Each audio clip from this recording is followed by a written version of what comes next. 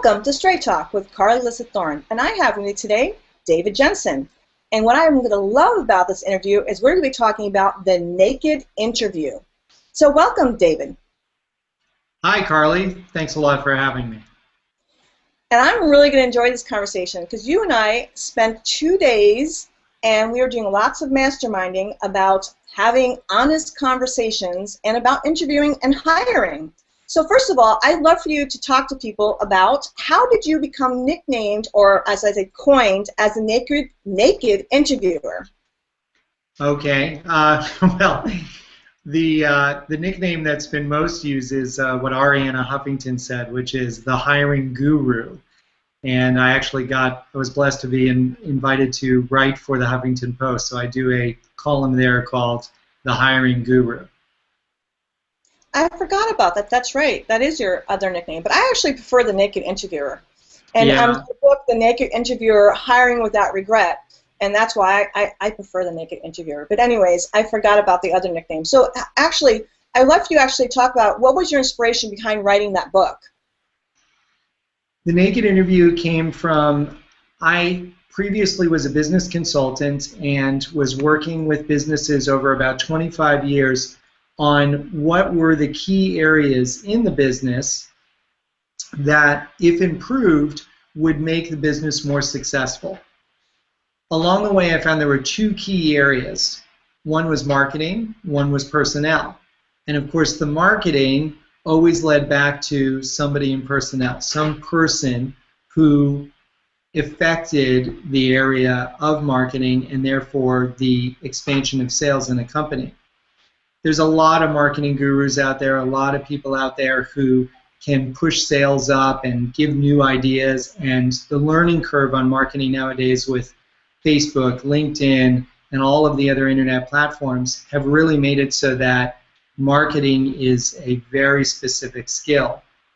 But personnel was something that I thought I could really hone in on as an expertise. And I have my own personal story of why choosing people was so important to me. I grew up as an abused child and knew that if I didn't want to just be afraid of everyone in my life, then I had to make sure I surrounded myself with the right people. So I wrote The Naked Interview, Hiring Without Regret, to help others choose the right people in business and truly in life as well. And the reason why I was saying I like the naked interviewer, because I have a similar past, and as you know, we have an interesting intuition. And I think, like you said, hiring the right people, you have to know who you're hiring. And I think we talked about this at length on the masterminds. So what would you say are some key intuitive things that we need to learn when we're hiring people? You know, it's funny because through all the successful people I've met, I've always asked them, how do you apply the hiring process? How do you care enough about the team to make sure that you're only bringing in good people on the team? And I'm always interested in that.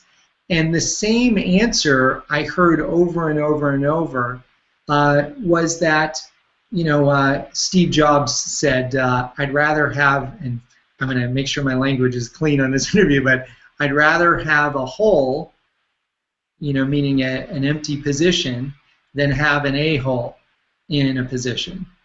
And so many, many, many successful entrepreneurs, business owners, billionaires that I've met have said something to the same degree of, your business, you spend more time in the office than you do with your own family. Most successes do anyways. And it's very important to treat your business like your family.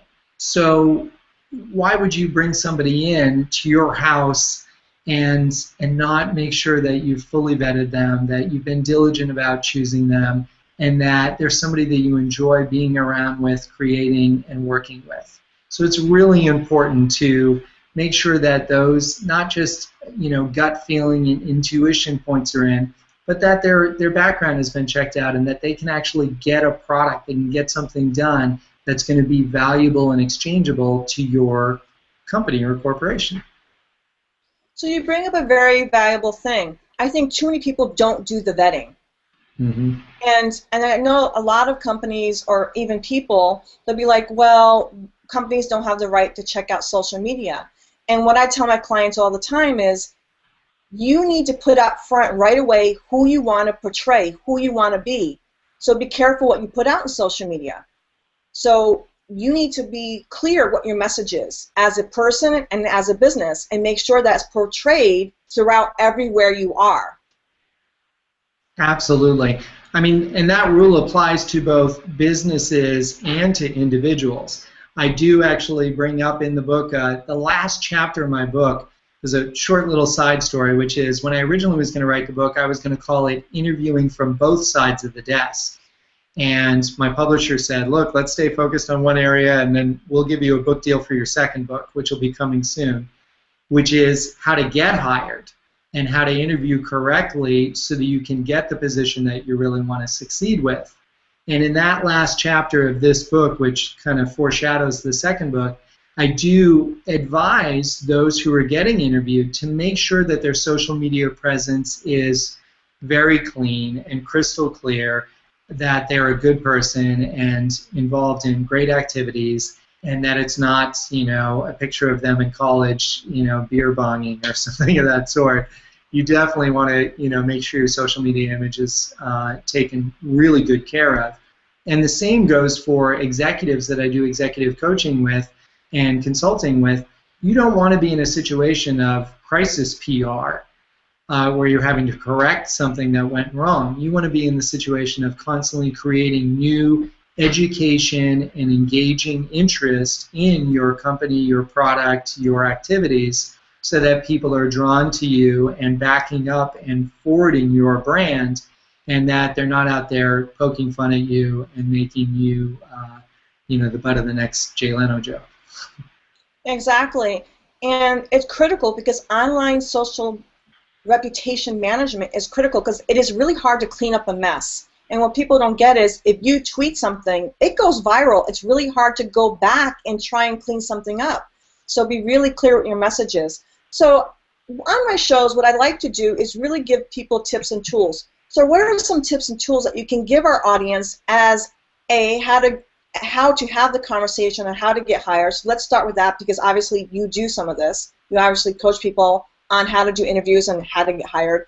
And then let's give some people some tips and tools on how to actually do some of their social media, because that is all intertwined. People are, if you're going to go get hired, people, whether you like it or not, people are going to look at your social media. So let's start with a little bit of some hiring tips.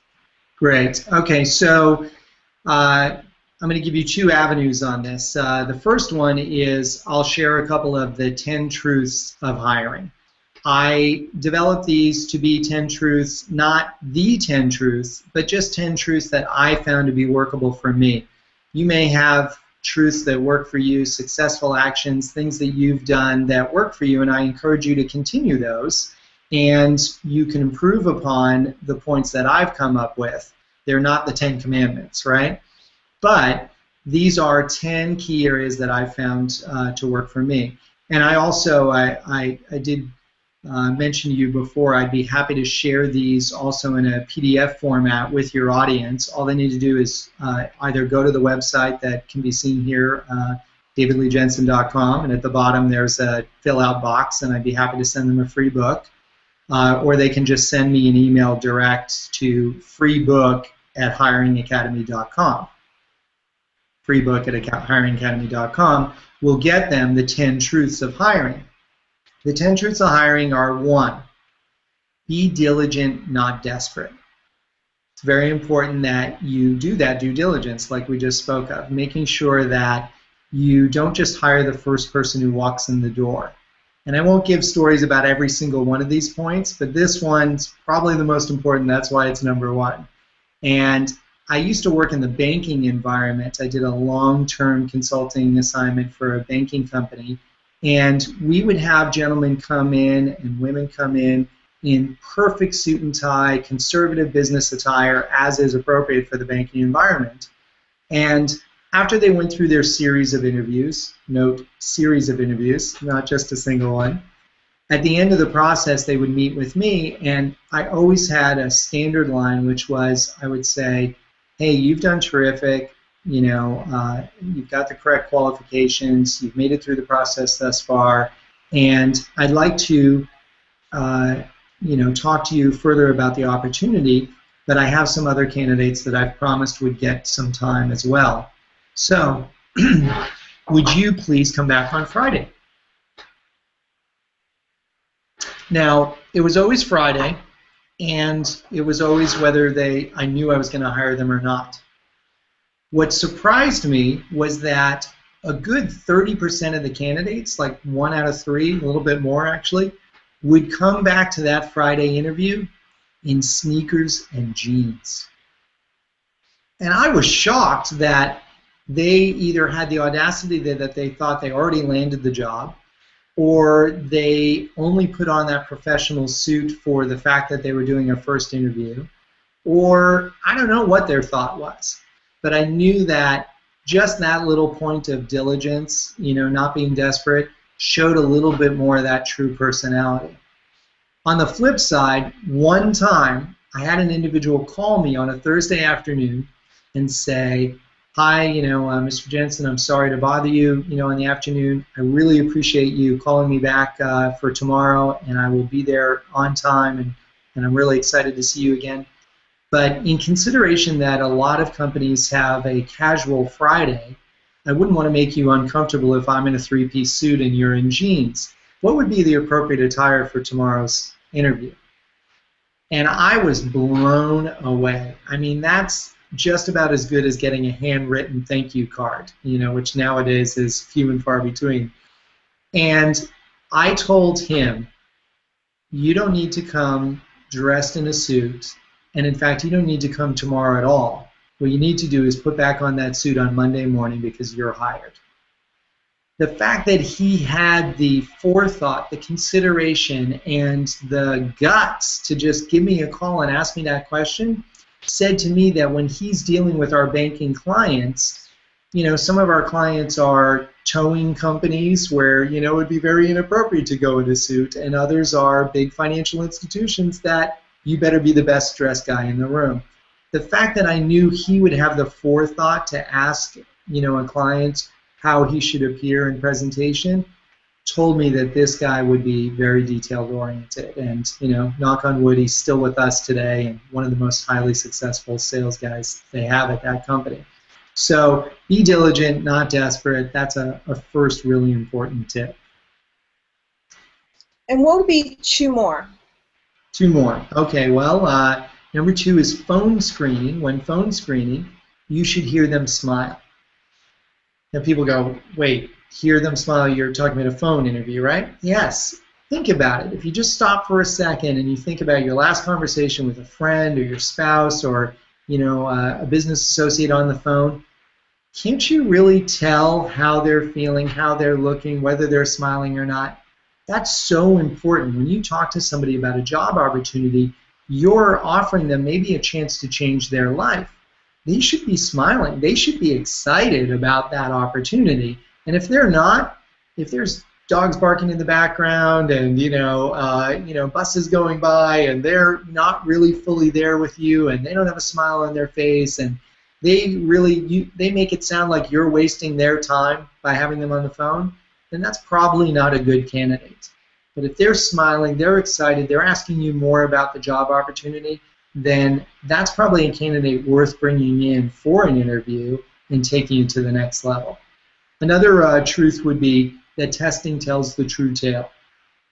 I really find that I've been in scenarios where resume A and resume B and maybe even resume C, D, E, F, and G all look the same. They've all worked at the same companies, had the same experience, done the same, been there, done that.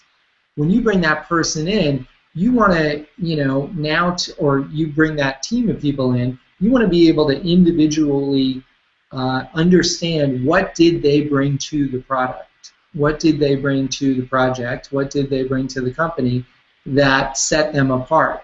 And you can do that by asking interesting interviewing questions, by asking specifically what they did that brought value to the company, and you'll find that suddenly those 3 or 4 or 8 or 10 resumes that all look the same are not so similar. Because one person will say, oh, well, I was on that project, and oh, yeah, I did the, data entry, and oh, yeah, and what have you, and be very generalized about the activity, whereas another will be able to tell you, I did A, B, C, D, and we got all the way to Z, and here's how I strategically planned and executed that activity. That's the person you want on your team, the one who really has that foresight and that vision all the way through. The other thing you can do is ask interesting questions, which I really encourage people to vary it a little bit outside the box. When someone comes into an interview, oftentimes they're very well prepared for that interview. You've heard it before, right? I want a career, not just a job. I'm a valuable fit for your company because it's all canned material. What I want to do is get them outside that box. So I tell people, hey, why don't you ask them questions like this? Carly, in your last job, if it were likened to a sports activity, what sport would it have been, and what position did you play? And then just shut up and listen to what their response is. And you can get, in hundreds and hundreds of interviews I've done, I've gotten hundreds and hundreds of different responses. But if someone can now think outside the box and, it doesn't matter what sport they say, what position they say, it just shows that they have a aptitude and competence to come up with something that's creative and that clearly communicates the correct response. Does that make sense? I think the last one was a key one because it shows that they can come up with something, that they're creative, and also I think a really good thing about that is how long did it take them to come up with that answer. Are they someone that's analytical, where they had to really take a long time to process what you just asked them? And if they can come up with an answer pretty quick, it shows you they're an out-of-box thinker and that they're really creative. I think that one's a brilliant thing to do because it really puts them out of their comfort zone. So yeah. I love that last tip. And it shows a lot about their personality too. Oftentimes I'll get an answer like, oh, well, it's basketball and I'd be like LeBron James, and I was the superstar, and you're like, pass, versus someone else who says, oh, it was like volleyball and I'd really consider myself a setter. I was the one who was always, setting up the next. Oh, great, that's what we need, somebody to facilitate the team. And you'd be really surprised how much one simple question can really narrow down the field of candidates. Yeah, and I think that last question also, like you said, it brings out the ego or not, because you said the ones that actually go way over the top. So it's a really good question to actually break apart the team players, the ego, the creativity. So that last one is a brilliant one. Let's also talk a little bit about social media because it really is a key one for this because I tell clients all the time, it's like stay away from the laundry, stay away from overtly sexual things, political and religious. If your business is something that is religious, create a page just for that. But on your personal or your business things, people just get into these rants and do their dirty laundry and all these things. So what is your opinion on what I just said, and what do you tell your clients specifically when it comes to social media? Because whether we like it or not, companies are looking at not just your business social media people, they're looking at your personal pages. Right. Yeah, and we're not going to get away from that. In fact, it's going to become more so as tech-savvy youth and generation XYZ start moving through into higher corporate level executive positions. They understand social media, they understand the platforms, and so it's going to get deeper and deeper into a transparency that is 100%. So that's good in a way that it keeps people living a more ethical, more contributive lifestyle, I would hope. And it's bad because there is definitely a breach in privacy that's there. What I encourage my clients to do is just realize it's almost that golden rule which stems through all of whether it's religious or business or personal factors, which is don't do something that you wouldn't want someone else to do to you, And you can just amend that to don't hashtag or post something that you wouldn't be proud of or that you wouldn't want someone else to do as well. So the same advice I give to my kids is the advice that I would give to a business client, which is be mindful of social media and your presence there. And a really key rule that I read was about being interested rather than being interesting. And there's a big difference between the guy who walks in the room and says, "Hey, I'm all about me," and the guy who walks in the room and says, "How can I help you?" That second guy is going to be far more successful. And I've seen amazing individuals. I've been really blessed to meet Steve Forbes, Richard Branson. These guys who are just wildly successful and really should have no time for me. And always, 100% of the time, these really successful guys, except for maybe 2 to 20% of these guys who are all about themselves, the vast majority of successful individuals are always like, what do you do? What are you about? How can I help you? Is the first thing, and you're just like flabbergasted that they would even care, but that's what got them where they're at, and I'll bet you their social media communicates that exact same thing. And it does. If you look at Richard Branson's brand and what he puts out there, it is about how can I serve. And if you look at him, he's always having fun. And he says it time and time again, his business is his family. Yeah. And you said that. Too many people treat their business like a business and not like their family. Your business needs to be treated like a family. And the more people do that and the more people serve, they'll realize it'll come back to them so much more in ways that they can't even imagine. Yeah, and that's true. it's brilliant. It's beautiful. It really is. And, since this is also a podcast, I want you to let people know where they can find you, and also please let people know where they can also find your book. And I'd love for you to actually show us your book. Yeah, I know it's way back there on a shelf. That's the book right there. The Naked Interview: Hiring Without Regrets, and I was really excited that it hit #1 bestseller on Amazon.com, so it can definitely be found there, Amazon.com. And it can also be found just at the title, thenakedinterview.com. Or you can go to my website, and there's a link to it at davidleejensen.com. And I would love for everyone to get a chance to read it. I will also send anyone who would like the 10 Truths just by going to one of those websites, and every one of them has a little box that says, give me your email and I'll send you the free ebook. And I don't spam, I don't do any of that. I'll send you a free ebook, and hopefully it's something you can use in your business and your life. Well, thank you so much for taking time out of your busy schedule, because I know you're really busy. And I really appreciate having you, and I loved spending time with you at the Archangel Academy. It was actually wonderful, and it was so amazing to meet amazing, brilliant minds there. I know you had a good time. I know I had a good time. It was wonderful. Is there anything else you'd love to share with the audience? No, I really appreciate your time. Great questions, great platform you have here. I would mention that I gave my little tidbits on social media from a hiring perspective, but you've done some amazing things with social media and the local area network, and if somebody does want to handle that area, they should just curl right back to you. I thank you for the help you've given me, and I hope we all continue to flourish and prosper with our life's purpose as entrepreneurs. What I'd like to put out there about social media, there's just one thing. She's brought something that's really brilliant. Realize that social media, as much as we don't like it sometimes because we were afraid it's invading our privacy, realize how much it can do for your business. Yeah. And you personally. It's branding. It's amazing marketing tool. As we're doing this video, we have our lower thirds that say David Jensen. You can find him at, right? It has my name and my website.